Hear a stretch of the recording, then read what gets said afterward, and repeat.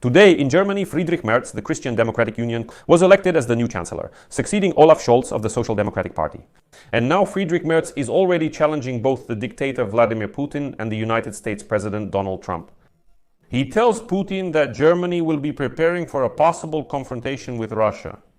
Well, and to Donald Trump, he sends a signal that Germany is returning to the geopolitical map of the world as a strong enough player who will set the pace and rhythm of European politics.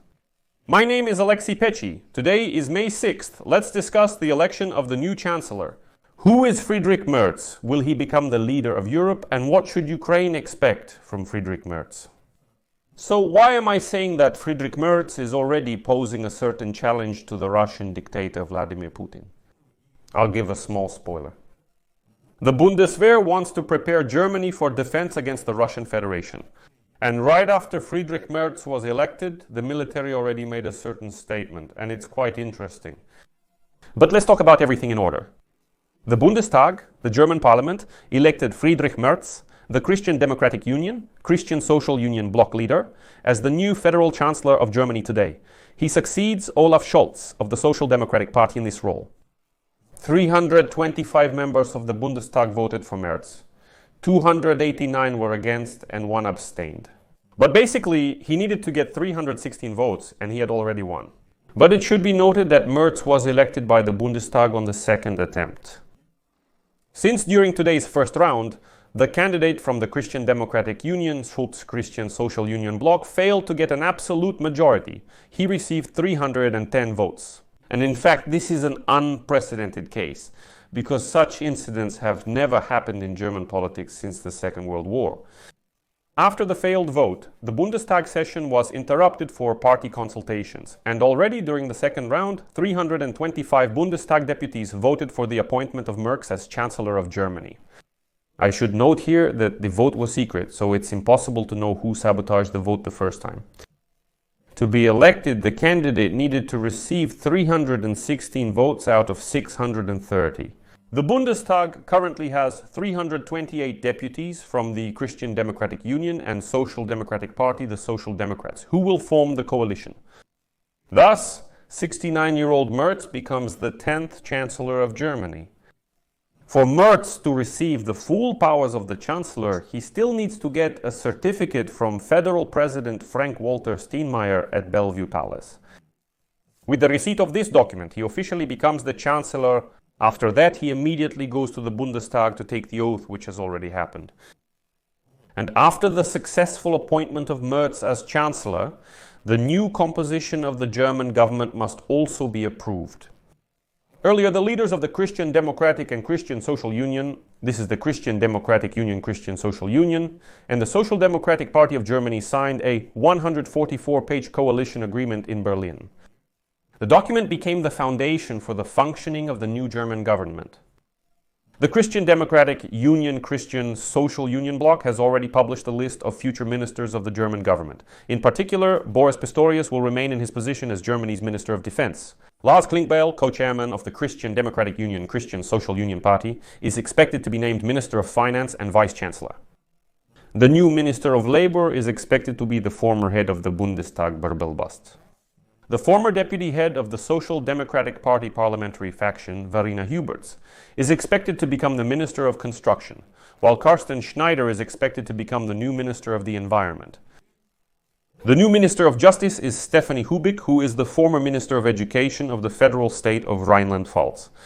The Commissioner for Integration and Combating Racism, Alabali Radavan, will head the Ministry of Economic Cooperation and Development of Germany. Johann Wadefull is expected to head the Ministry of Foreign Affairs, and Alexander Dobrindt will head the Ministry of Internal Affairs. And soon their official appointment and the formation of the new government of Germany will be officially announced. But here it's interesting to note something else. This is the fact that essentially the election of Chancellor Friedrich Merz coincides in a remarkable way with the statement from the Bundeswehr, that is the Ministry of Defense of Germany. In particular, they stated that Russia is significantly increasing its armaments and could attack NATO countries. And against this background, Germany needs to strengthen its defense. This was stated by the General Inspector of the Bundeswehr, Carsten Breuer. He pointed out that the best way to deter an attack is to be ready to defend. This readiness is shown not just in armament and personnel reinforcement, but also in the mentality and resilience of the people and armed forces. Breuer added that Germany must have the potential for growth. As he stated, quote, "We must increase the size of our armed forces. Our calculations show that we need to reach 460,000 soldiers, both reservists and active military personnel." In his opinion, such a number of soldiers should be ensured through a certain form of military service, either mandatory or voluntary. This will be a political decision. That is, most likely in the near future, Germany will finally move to a format of mandatory military service. Let me remind you, Boris Pistorius was promoting this idea even under Olaf Scholz, but Scholz did not go for it. To some extent, it will be easier for Merz to work now as Chancellor than it was for his predecessor, Olaf Scholz. The new Chancellor will rely on a coalition of 2, not 3 parties, which gives more room for maneuver. However, the restrictions imposed by the alliance with the Social Democrats still remain. What was embodied in the coalition agreement between the Christian Democratic Union, Christian Social Union, and Social Democratic Party? Where is there still often a lack of specifics? For example, the coalition partners agreed to continue and strengthen various forms of support for Ukraine, without providing specific details about its scope and nature. However, in his public speeches several weeks before this, Merz showed much greater determination. Moreover, the period between the German elections and his assumption of office coincided with the peak of turbulence in world politics caused by the actions of Donald Trump. Europe quickly realized that this eternal alliance with the United States of America could suddenly be broken. And the security and future of the European Union is the responsibility of the European Union itself, as representatives of the new American administration openly say. Well, as Friedrich Merz said, after the signing of the coalition agreement, here's a key message for Donald Trump, Germany is back on the right track, and Europe can rely on Germany. I promise a strong plan to bring our country back to the forefront. Let me remind you that in the European Union, even when Great Britain was still a member of the European Union, after all, Germany and France have always somehow competed for leadership. But Germany mostly held that bar. Then, when Olaf Scholz came, that bar was lowered. And as we can see now, for example, in the matter of the war of Russia against Ukraine and support for Ukraine, the leading position is taken by the United Kingdom and France, but not Germany. And Merz promises that he, of course, will definitely return Germany to a leading position. It is noteworthy that with this statement he went against his own established political worldview. And as noted, Merz's foreign policy views have always relied on 3 pillars.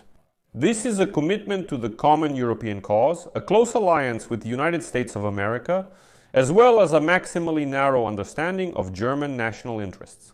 They always maintained that these interests exist, but their primary focus was on being the leaders of Europe, and therefore they must consider the needs of the entire continent. Well, in other words, it's a reluctance to position Germany as a kind of pan-European leader and conduit, if you will, you could put it that way. But, as they say, turbulent times forced Merz to reconsider his approaches. Because it's no coincidence that just a month ago, according to opinion polls, 82% of Germans no longer considered the United States a reliable ally. And Friedrich Merz's Germany, as many expect both inside the country and abroad, is called upon to fill this leadership vacuum in the Western world. For this, Merz had to take measures even before receiving the Chancellor's post that contradicted not only his worldview, but also the promises he made during the election campaign. Why is that? During the campaign, Merz actively advocated for limiting budget expenditures. This was one of his key election promises. But already in March, the leader of the KDS, Merz, pushed through constitutional amendments in parliament that removed restrictions on funding for several sectors, including defense. At the expense of what borrowings? And then they relaxed the so-called debt brake. That is, they even had to amend the constitution to make this possible. Although before that, the mayor talked about the fact that, on the contrary, budget expenditures needed to be reduced. To achieve this, they convened an emergency session of the outgoing Bundestag just days before its term ended, as the incoming convocation lacked the votes needed to amend the constitution. This decision opened the way not only for the allocation of the long-promised 3 billion euros to help Ukraine, but also for significantly larger scale projects. In particular, Merz plans to invest up to €1 trillion in the development of the German army and infrastructure. Under the old constitutional rules, this would have been technically impossible because the debt brake would not have allowed such funds to be allocated. However, Merz still has to convince German voters of the advisability of such steps. German society is not inclined to have Germany take on additional obligations and play a leading role in Europe. Well, as some experts say, if we look at sociological surveys, then to the question of whether Germany should take on greater responsibility for security throughout Europe or greater responsibility for some international affairs. So, more than 50%, almost 60% of Germans answer this question negatively. Like, let's focus on national interests. Let's not get involved with all of Europe. And probably some stereotypes common in German society play a role here.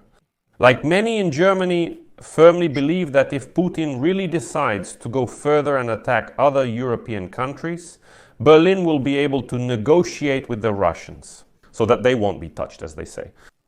In my view, this is precisely what explains the lack of urgency in bolstering their defense capabilities. It's the hope that they, as they say, will sort everything out and come to an agreement with the Russians about everything. Unfortunately, this attitude really does exist among the Germans.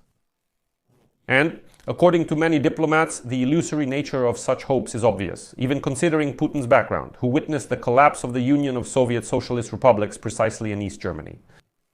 So, in Putin's imagination, it is also part of the so-called Soviet Empire.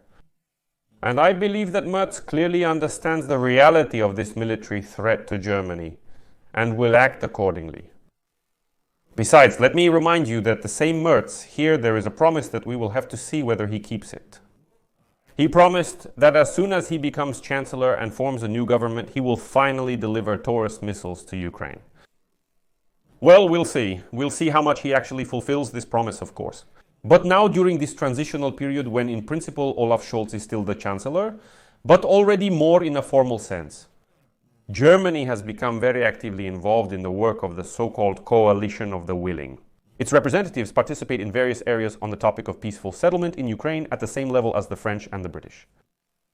And this is despite the fact that, to characterize Scholz's government, the word, decisive was probably the least appropriate epithet. As soon as Merz already realized that he would most likely become Chancellor, he began to promote various initiatives, including involving Germany in this process. On the Ukrainian track, Merz will have to demonstrate this decisiveness very soon. And the litmus test for the new coalition will be the supply of Taurus long-range cruise missiles to Ukraine. Merz, during the election campaign and after his victory, he openly advocated for providing Ukraine with Taurus systems. In fact, even after winning the elections, he continued promoting this idea. That is, you can't say that he only talked about giving Taurus systems to Ukraine before the elections, and as soon as he won, he immediately abandoned this idea. Despite the fact that Taurus systems alone won't be able to radically change the course of the fighting. But there is simply no better test of Merz's political will when it comes to Ukraine, because he can easily find plenty of reasons not to provide Taurus systems to Ukraine. That's also the position of coalition partners, saying that the Social Democrats, Scholz's party, won't want this.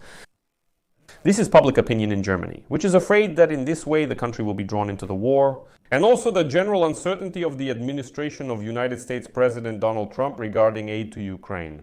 The topic of Taurus as a whole is already causing disputes within the ruling coalition. For example, Social Democrat Boris Pistorius, who remains the Minister of Defense in the new government, has expressed his skepticism on this issue.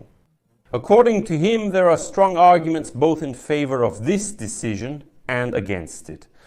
That is, it is obvious that the Social Democratic Party will still try, as they say, to shake up this idea a little. On the other hand, his colleague in the government, Christian Democratic Union representative Johann Wadefull, who will take the position of head of the Ministry of Foreign Affairs. Earlier, he openly supported the transfer of Taurus to Ukraine, but in recent days he has become somewhat more cautious on this issue. And overall, both Pistorius and Wadefull, as key officials from Kyiv's point of view, are definitely in the pro-Ukrainian camp. But nevertheless, they are starting to have some doubts. But still, it should be noted that these are key figures. They are on Ukraine's side. And the question will probably only be within the Social Democratic Party. For Merz, this is really a very serious test. As for Ukrainian refugees, of whom there are more than 1 million in Germany, the new government is taking a rather tough stance. But here, it's not about any kind of prejudice specifically against Ukrainians, but rather about abandoning the de facto open-door policy that Germany has pursued over the past decade. So now there are already rumors that social support will be reduced, and in principle this was clear even before the elections. They are already talking about the fact that Ukrainian war refugees will be detained, they will receive less in social benefits, and there will be more penalties for unemployment. However, this applies to all recipients of social assistance in Germany, not just Ukrainians.